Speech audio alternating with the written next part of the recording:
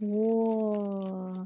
Someone here could be thinking with the Four of Swords energy, is it really over? Is it over? You know that song. So let us see. Maybe this person here could be asking, are you really over sa kanya? Talaga bang it's already done? Talaga bang nakalimutan mo na siya? Or there's something else pa dito na kailangan nating malaman sa situation ninyong dalawa? But whoever this energy is, no, it's definitely true that you are inside this person's mind 24/7. Yan Toroy. 24/7. Laman ka ng isip niya. 24/7. Okay, alamin natin why. Tell me why. Yeah, that is the song of my favorite, the Backstreet Boys. Of course, sino pa bang favorite ko doon ng iba? Si Nick Carter.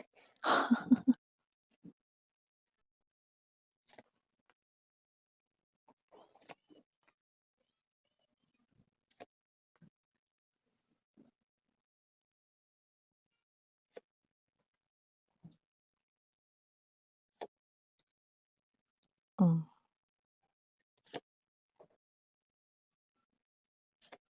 Two of Swords in Reverse, center ng reading, Eight of Wands. Now we have the Six of Pentacles. Okay.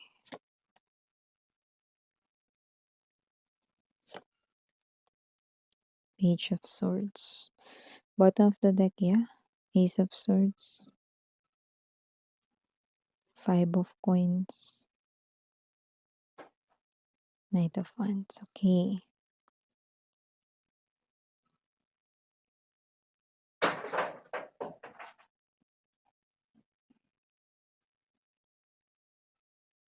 Okay. So, itong person mo na nahimasmasan na siya rito, no, pwede mo na siyang makausap rito ng maayos at ng matino. Kaya kung sino man 'tong mga energies na ito na nakikita ko rito, posible na kayong dalawa, no, nung huli kayo ritong nagkausap, maaring nag-clash kayong dalawa.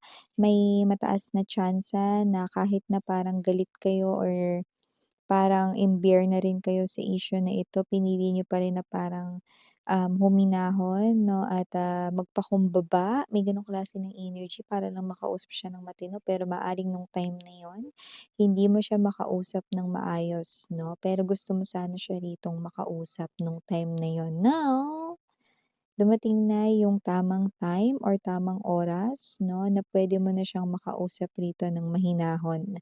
High Priestess energy and the Moon, okay. So whatever the case may be, ready na siya rito na makausap. Mahirap kasi mag-usap lalo na kapagka ano, parehas mainit yung sitwasyon 'no or kapag yung, taong kakausapin mo ay hindi willing na makipag-usap 'no. Pero ngayon okey na 'no, okey na siya ritong makipag-usap sa'yo. Actually mga ilang gabi na nga rin niya itong parang pinag-iisipang mabuti 'no at yung iba nag-iisip kasama or kasabay ang alak, yung nakita natin dito 'no. With the Two of Swords in reverse na dati close off siya rito about talking dito sa kung anong issue, concern sa pagitan ninyong dalawa. But I do see this person here will definitely fly to you. Yung iba malayo sa inyo physically 'no, puwedeng sumakay ng eroplano or airplane. Puwede rin naman 'yan 'no na, via karagatan 'no or whatever 'yan. Basta yung iba ay malayo sa inyo pero willing to talk things out here with you guys. Six of Coins nakikita ko dito parehas na kayo ditong open for this conversation, this talk right in here. Not nakikita ko dito that with Six of Swords energy, this is something here you've waited for a long time, okay? Na kausapin ka niya finally 'no, na lumapit siya sa'yo rito, siya na lang rin naman ang hinihintay mo. And I do pick up 'no, na itong person na 'to with this Page of Swords energy ay lumalabas bilang person rito 'no, na tingin ko sapat na yung naging time para pag-isipan niyang mabuti kung makikipag-usap siya sa'yo rito ng maayos, 'yan 'no. So, nakita ko rito 'no, na willing itong person na 'to na makipag-usap sa'yo. In fact, siya rito ang unang magre-reach out sa inyo to talk, 'yan. So, bago natin pag-usapan ito more, batiin muna natin everybody. Hi and hello there everyone. My name is Yan. Welcome new subscribers. Attorney Istam Buyers Puyaters, thank you so much. At kung di niyo pa alam, mayroon pa po tayong other channel link down below sa ating description box. So if interesado, i-click lang po yung link dyan para mapunta po kayo doon. Araw-araw ay nag-upload tayo ng collective readings for all signs there. At yung ating gender dito bahay, lalaki, LGBT, pwede rin pong i-switch ang roles dahil possible magpalit yan. Kasi general reading ito. At the end of the day, lahat ay may free will na free mong gamitin anytime, anywhere. So, timeless tayo dito. Pwede nangyari na, sa iba nangyayari na po, sa iba mangyayari pa lang. Kaya naman, just take only what resonates. But here, your person, no, nagiintay na lang, nag-aabang na lang rito, no, na lumapag yung airplane na sinasakyan niya o yung barkong sinasakyan niya. Kasi yung iba galing talaga sa malayo. Ewan ko kung itong malayo ba na 'to galing sa ibang bansa or malayong probinsya, ganyan 'no. Dadayuhin, pupuntahan niya kayo with the Chariot card energy. Nakita ko na ilang, mga gabi na rin niya ito na pinag-iisipan yung iba last year pa. So, kung sino man 'tong energy na 'to 'no, may kasabay na mga alak rito 'no, ang kanyang pag-iisip na dahil nga parang, ewan ko, pero parang nagiging companion niya yung alak rito para makatulog siya 'no. Kasi nahihirapan siya ritong makatulog 'no, kaiisip dito sa inyo. So, talagang mataas ang tsansa 'no, na talagang hindi kayo okey nitong person na 'to 'no, nung huli kayong nag-usap.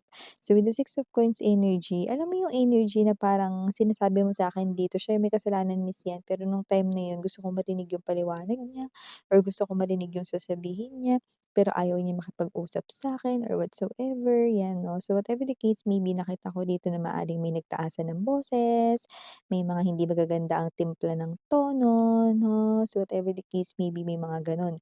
Pero now, nag-subside na. Now, willing na to talk, willing na makipag-usap ang person mo sa'yo. Kaya nakita ko siya yung gagawa ng paraan dito. Okay, for others, it might appear na it's now too late to talk things out 'no, but yung iba sa inyo na nakita ko rito hinihintay niyo talaga 'tong pagkakataon na 'to. So, makikipag-usap kayo sa kanya because you're still willing to fix things. You're still willing to repair things 'no, it's not too late for you. So, I do pick up that you will allow this conversation to happen with the Five of Pentacles energy 'no, at may chance dito 'no, na kung sakali man na parang, ikaw ito 'no, na may hindi ka rito, magandang sabihin sa kanya sa end ng inyong conversation 'no, or like sabihin natin 'no, na parang may mabanggit kayong salita na hindi niya rito gustong marinig like, "Sana ito yung huli nating pag-uusap, sana, maging happy ka," or what, mga gano'n. Yung mga parang tutuldukan mo na yung relationship ninyo, well hahabulin ka nito. Five of Coins energy, hindi ka uuwi 'no, hangga't hindi niyo napaplantsa ang gusot nito. Because with the Knight of Wands energy nakikita ko rito 'no, na ang goal talaga niya 'no, kaya siya nakikipag-usap ngayon ng maayos 'no, kasi nga ayaw ka niyang mawala. Nahimasmasan na talaga siya dito 'no, ng bonggacious babes, pero siyempre nasa inyo pa rin 'yan 'no, kung tatanggapin niyo siya rito, pero 'yun ang nakita ko rito. Alam ninyo mga babes 'no, kapagka talaga parang sa sitwasyon na parang ano, mag-aaway kayo 'no, may mga parang times na dun mo makikita kung gaano kahaba yung pasensya mo, eh. Tas dun mo rin makikita 'no, kung yung kausap mo ay may pasensya o wala. Okay, so it happens all the time, okay.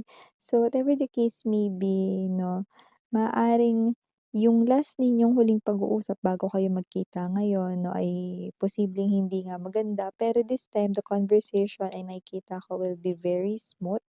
Ace of Swords energy at nakikita ko rito na magiging maingat din siya rito na pagdating sa kanyang mga words na ginagamit 'no, kasi parang dati tuloy-tuloy lang kung ano lang yung words na magamit niya rito kahit na sharp words 'no or um, napakatalas ng mga salita niya, nakakahiwa yung mga words niya dati 'no, ay nakikita ko dito na nagiging maingat na siya. So, parang nag-mature din siya rito 'no. May energy ba rito na posibleng ito ay, ang age ninyo ay puwedeng mas bata siya sa inyo? Just take only what resonates, okay? So, sino man 'tong energy na 'to na preparing to meet you, preparing to see you, at yung iba nga 'no, talagang literal na nakasakay na ngayon 'no, sa kung saan man ang gagamitin nilang transportasyon patungo or papunta sa iyo. 'Yan 'no, may energy na pinag-ipunan talaga nila ito 'no, yung iba lalo na sa mga malalayo 'no, at mahal ang pamasahe, 'yan. Alam niyo naman mahal ang gas ngayon. Kaya ayan.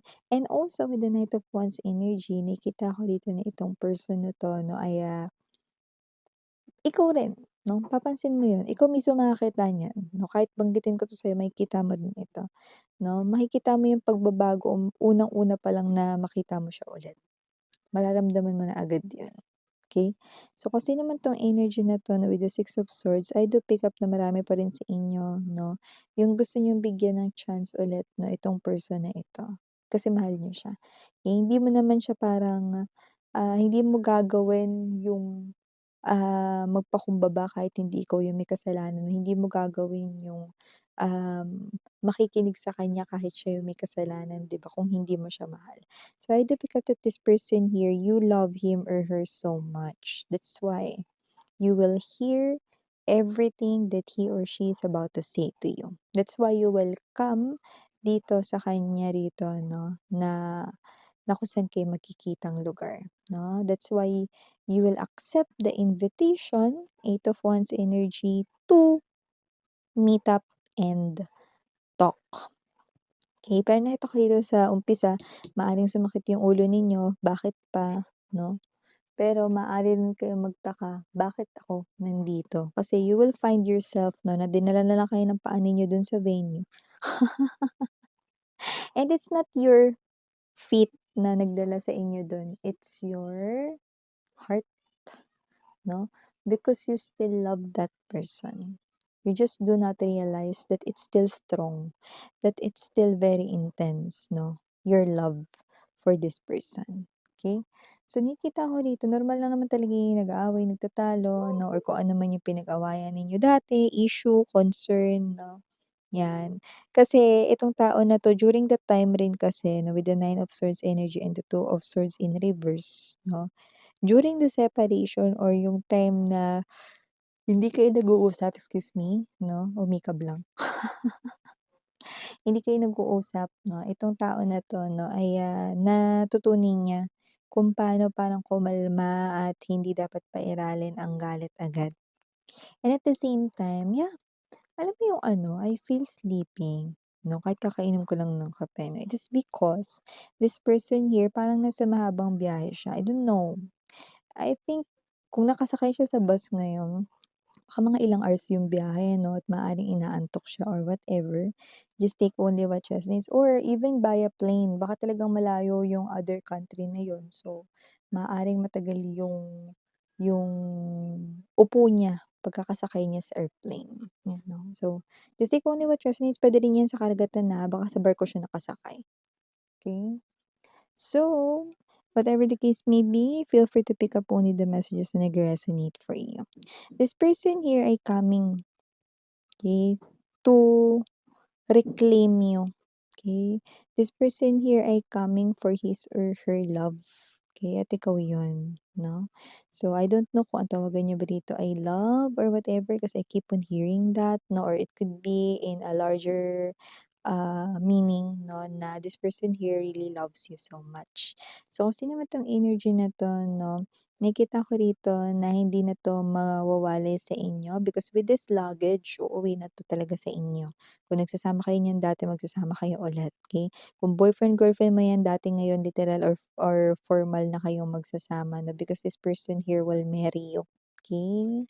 Nakikita ko 'yan malinaw dito. So, hindi niya na gusto dito magkawalay kayong dalawa. So, definitely 'no, ang goal talaga ng conversation na 'to 'no, is not to let you go, but to fix things and to repair things 'no, na na-broken dito sa inyong dalawa. But yes, it's still up sa inyo because the Six of Coins ay right here, Six of Cups, 'no? Nasa sa inyo kung, anong gagawin niyo dito sa sitwasyon na ito, okey? At the end of the day, ang desisyon niyo pa rin naman dito, 'no, yung, mamamayani, 'no? Kasi kahit ipilit niyo kung ayaw ninyo, 'di ba, wala siyang magagawa din dun. Pero siyempre kung gusto ninyo kasi dito nakita ko meron ditong hinihintay niyo pa rin siya, eh. So, wala naman akong masamang nakikita rito 'no, kung magbabalikan kayo kasi nakita ko dito that this person will prove to you that after this pagbabalikan, wala ng same na mangyayari just like before na magpapasakit ng damdamin mo. This person guarantee that dito. And yes, initials we have here capital letter S, capital letter Y, capital letter A, capital letter J, capital letter K, capital letter B as in boy, and capital letter F. For other letters might not be capital, we have C, L, P, I, T, O, N, B as in boy, M, and last but not the least, we have the letter G. So yeah, these are all the messages I've got right here for you, honey. Again, I'm Yuriana on me. Sana ngayong love and light and